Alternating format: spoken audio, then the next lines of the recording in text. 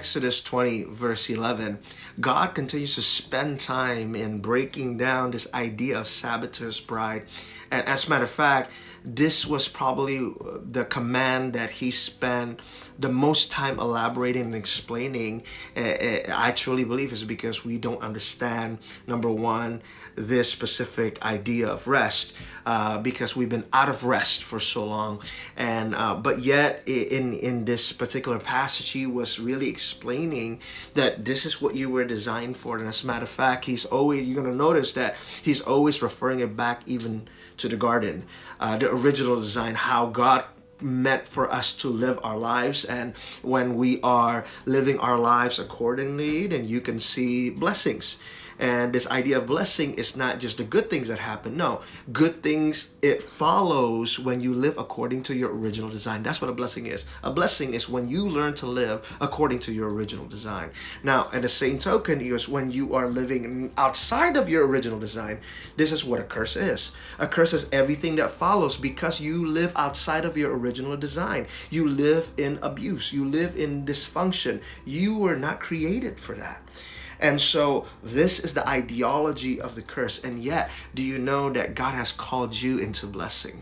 At the end of the Old Testament, the book of Malachi, God ends his last statement with, here's what happens if we don't return the heart of the father to the children, the heart of the children to the father, that he's going to strike the land with a curse.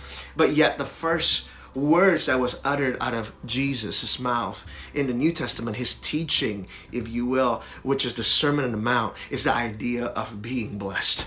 Because you were created to be blessed. Again, blessing is not just the good things that follow. Blessing is referring to us living according to our original design. That's what it means to be blessed. We live according to his image. That's awesome. I don't know about you, but I get excited about that. But verse 11, God talks about, for in the 6 days that the Lord made heaven and earth, the sea and all that is in them, and rested on the seventh day. Therefore, the Lord blessed the Sabbath day and made it holy. I want you to think about something. You see, when God created everything in the first 6 days, and he created light and darkness and separated the night from the day, and he separated the sky from the ground and from the ocean below, and he started creating all kinds of animals in the air and in the water and on the land, and finally his masterpiece creation. On the sixth day we were created, mankind. Adam and Eve were created on the sixth day. Now, do you know that the next day after the sixth day is the seventh day?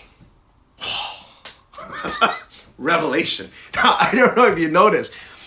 You see, our God, he's been working on that sixth day, and we were not invited to the party.